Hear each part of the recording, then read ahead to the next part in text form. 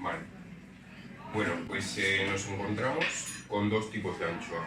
Una sería la anchoa del Cantábrico, que es una anchoa más gruesa, con mucha más grasa, porque el mar es más frío en el norte de España y entonces el pescado tiene que tener más grasa para poder sobrevivir en ese mar frío. Y luego nos encontramos una anchoa más fina, igual de rica también, pero es una anchoa que se da aquí en el Mediterráneo.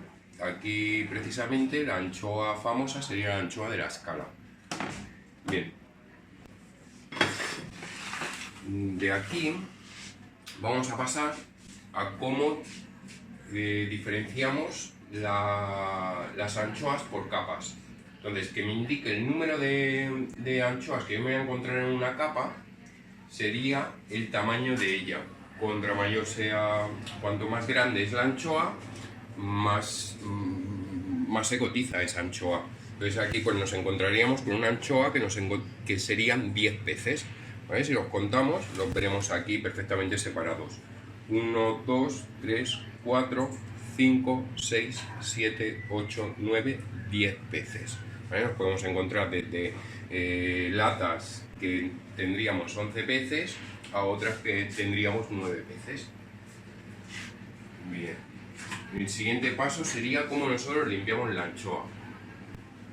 Nosotros la limpiamos debajo del grifo con un hilo muy pequeño de agua. Ahí estaríamos limpiando la anchoa. Lo que haríamos sería quitarle toda esta sal que ha sido la curación de ella y su tripa. Pues vamos a hacerlo. Pasaríamos así. Ya nos empezamos a encontrar la plata del pescado. Quitaríamos la parte de la tripa. Es importante que si nos encontrábamos hueva, como es el caso, pues es una anchoa de primavera y esa anchoa sería la más gustosa a la hora de comerla. Bien, continúo. Yo me apoyo con un cuchillo normal y corriente. Apoyamos y entonces elimino la plata porque quizás la plata nos amargaría un poco en la anchoa, ¿eh? Dejaría un gusto amargo en ella. Eliminamos, ¿eh? Ahí. Entonces ahora separaríamos los dos lomos que tiene el pescado. Lo busco por aquí, por el centro.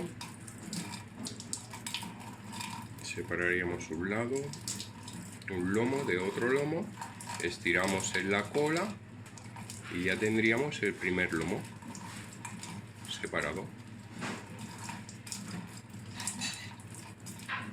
Bien.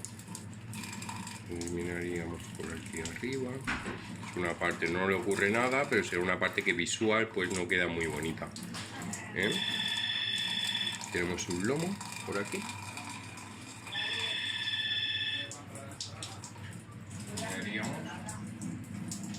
El segundo lomo, eliminando completamente ya su raspa. Vale. Esta sería la parte pues, que nos molestaría a la hora de comer, ¿eh? Esto lo eliminamos, o bien podríamos llegar a hacer hasta como unas chips con ellas, ¿no? Si las pasáramos un poquito por harina y las friéramos en aceite, conseguiríamos un crujiente con la raspa esta. La segunda parte del ancho. Aquí nos encontramos una espina muy molesta, que sería la de la cabeza, ¿eh? Dejamos lo más limpio posible el filete.